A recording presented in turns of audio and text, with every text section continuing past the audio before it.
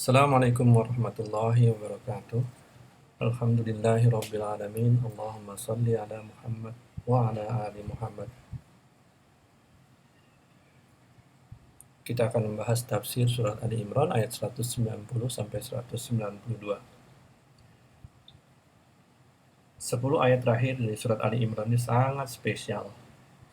Rasulullah SAW dalam hadis riwayat Imam Bukhari yang diriwayatkan oleh Ibnu Abbas.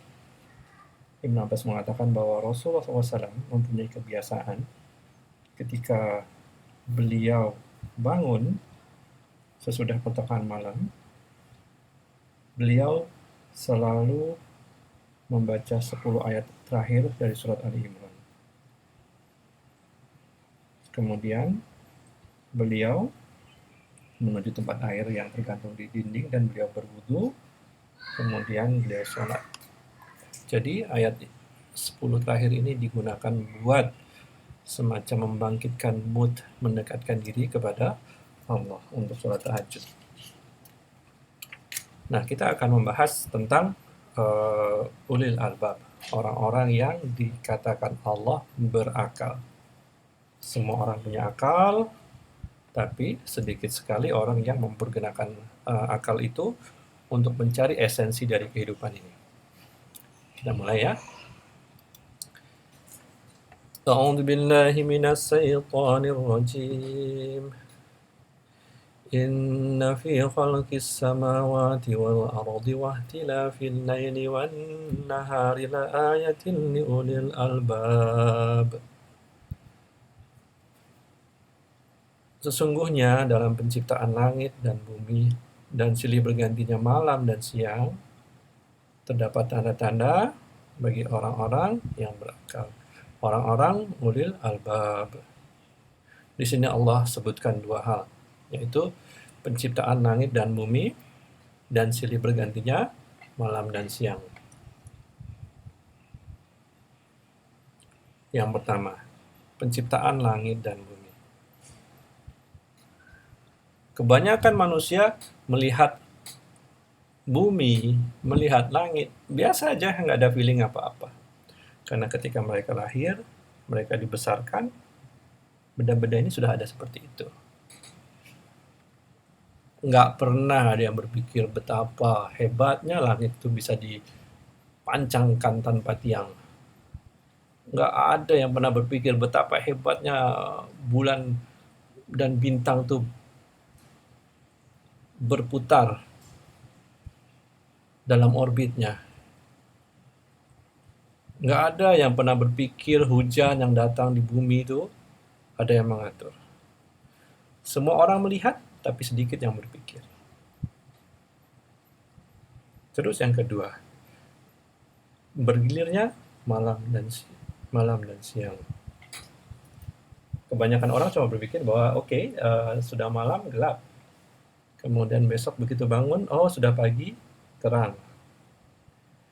Nggak ada yang berpikir bahwa terang, gelap itu datang dari sebuah fenomena yang maha dahsyat, berputarnya sebuah benda langit yang besar yang bernama bumi tanpa ada yang memegangnya.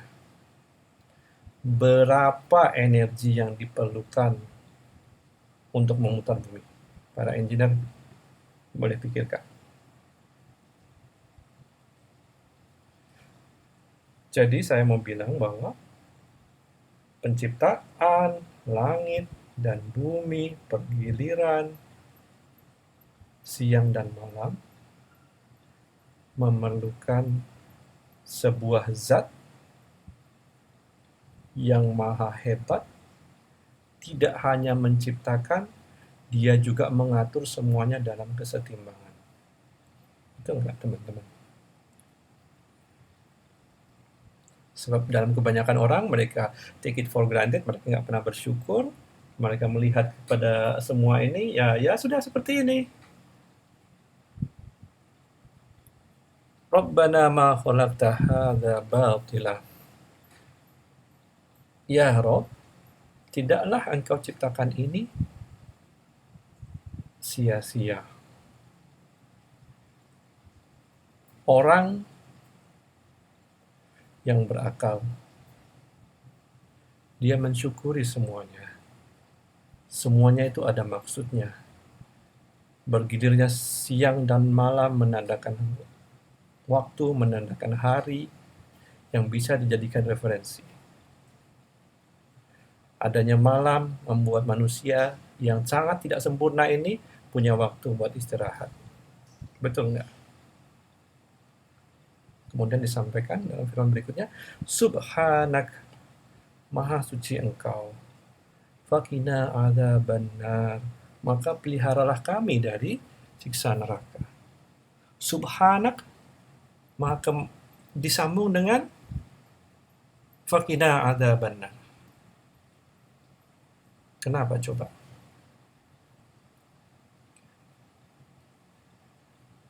Coba pikirkan dalam surat Ali Imran ini. Kita sudah berbicara tentang subhat-subhat, pikiran-pikiran yang ada, pikiran-pikiran yang tidak betul yang ada pada kaum munafik. Kemudian ahli kitab, orang-orang kafir. Mereka tidak mensucikan Allah sebagaimana mestinya.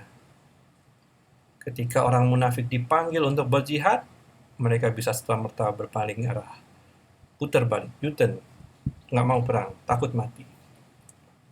Kemudian ahli kitab, mereka diminta untuk mengakui Rasul yang datang ini, nggak mau.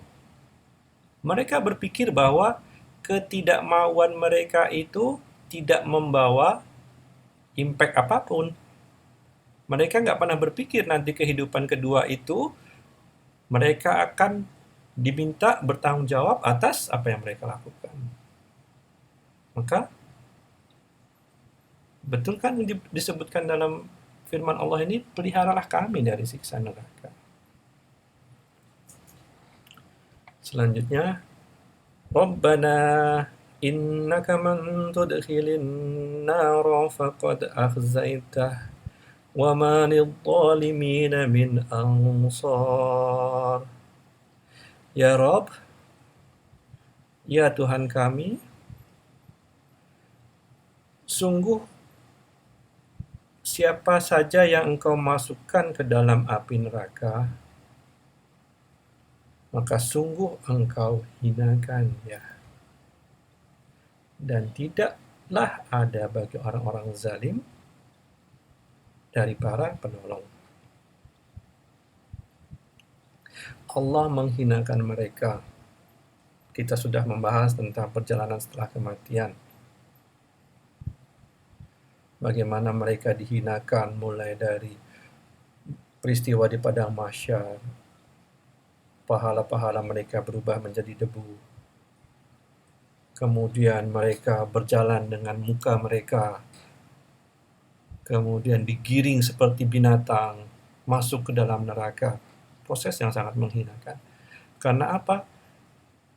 Karena mereka tidak mensucikan Allah sebagaimana mestinya.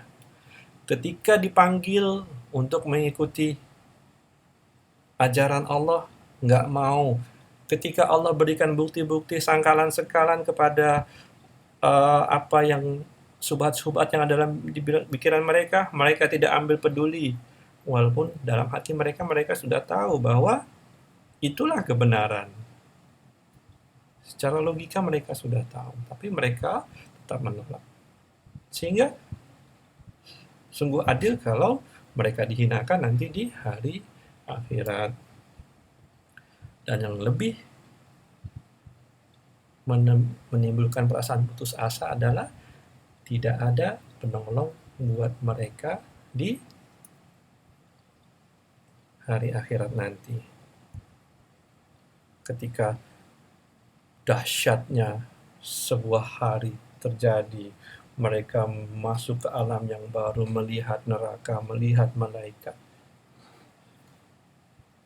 Dan mereka berharap ada yang menyelamatkan mereka dari neraka, dan ternyata sesembahan mereka membawa, memimpin mereka menuju Jahannam. Mereka nggak punya siapa-siapa lagi yang bisa menolong. Itulah penghinaan yang Allah berikan kepada mereka akibat perbuatan mereka yang sudah kita bahas dalam surat Ali Imran ini. Itu dulu. Assalamualaikum warahmatullahi wabarakatuh.